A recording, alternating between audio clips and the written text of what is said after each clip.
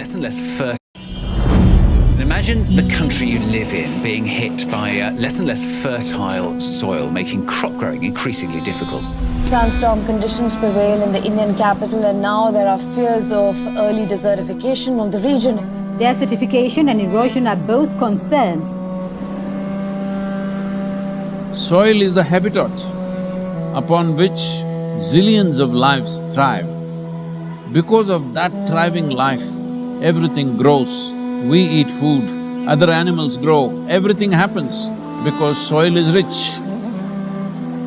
Once there is no richness in soil, then you have forsaken the planet in many ways. We talk of carbon, we talk of emissions, we talk of pollution at various levels. Before all that, we need to address the most important concern, because there is a misunderstanding in the world. There is a campaign to project civic issues as environmental issues. Right now, if plastic bags are floating around in New York City, this is not an ecological issue, this is a civic issue. If our rivers are polluted, this can be fixed. In 1 or 2 years, if you set up the necessary purification plants and enforce the law, these are civic issues which can be fixed with a little bit of law enforcement and awareness. But the real issue is soil. The United Nations agencies with enough scientific data, they're clearly saying that we have soil, agricultural soil for another 80 to 100 crops on the planet.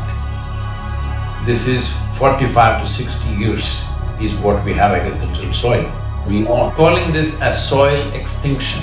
You've heard of dinosaurs going extinct, you have heard of dodos going extinct, but this is soil extinction is what we are looking at. The real problem is soil extinction because in the last 30 years, 80% of the biomass insects have disappeared from the planet, 80%. This is a suicide, this is a real suicide. So in 45 years' time or 50 years' time, there will be serious food crisis on the planet, it's inevitable. When food crisis comes, well, whoever has the biggest guns will come and take the food.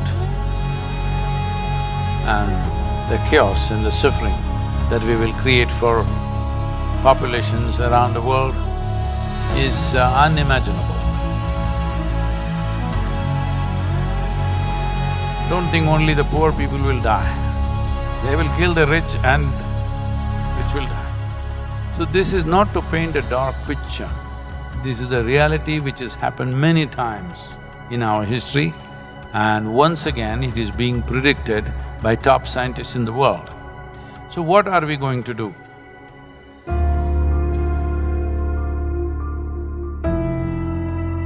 Why is soil going away? Where is it going away? See, what is sand becomes soil if you add organic content to it. What is soil becomes sand if you take away all the organic content from it. If you go into a rainforest, the organic content in the soil will be over 70%. In normal agricultural soil, the minimum organic content that has to be there to call soil soil is 3 to 6%. 3% is the most minimum. But today, for example, in India, 62% of India's soil, the organic content is 0.5% or below that. So literally we are on the verge of desertification. This is across the world, this is not in one country. In United States, the way the land has been used in terms of herbicides, weedicides, pesticides, well, we need to understand nearly 82 to 86% of biodiversity is within the first 12 inches of topsoil. When we plow with machines like tractors plow to a depth of 9 to 12 inches and leave it open, this means we are destroying the biodiversity completely. What biodiversity means is, it's the humus in the soil. The word human comes from the word humus. That means this is actually living soil. So it's very, very important that soil becomes the focus, because if you put 1/3 to 40% of the land, especially in the tropical world, under tree shade, your climate change could be easily reversed. Land is getting hot simply because it is plowed or it is paved.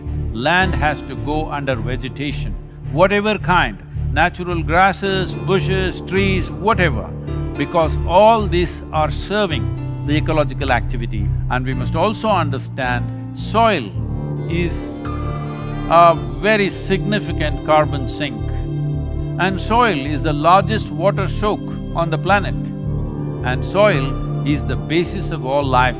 This 36 to 39 inches of topsoil on average around the planet is the basis of 87% of life on this planet. To keep the biodiversity alive is the most important thing that we need to do right now. Unless we start now, this will not happen. As a part of this, we are unfolding a movement called Conscious Planet to bring maximum number of people. Right now, it looks like climate change, ecology, all these are playground for the rich and elite. No, this must change. Individual human beings should become conscious about the danger that we are facing. Ecological issues must become election issues, and political parties must give significance to ecological issues in their manifestos. Governments must be elected for their concern for ecological issues. This needs to happen.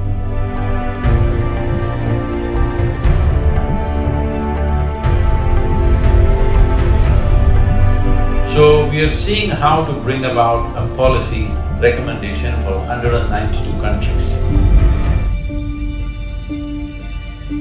The rally is starting on 21st of March, which is the equinox day in London. And from London, it's a single lone motorcycle riding through 24 countries, 30,000 kilometers, reaching the Kaveri basin, where we are on ground working in a river basin which is 83,000 square kilometers, and 5.2 million farmers work here.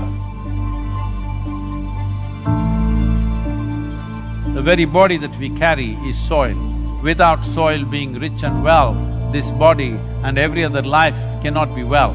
So in terms of ecology, in terms of climate change, the most important thing is that we need to have a conscious approach as to how we manage our soil, how we rejuvenate our soil, how we revitalize our soil. This conscious approach and creating a conscious planet is what is most important. Without involving large mass of people, this will not become a reality, because we are democratic nations. Unless people say this is what they want, that is not going to happen. So let's create a conscious planet. Let us make it happen.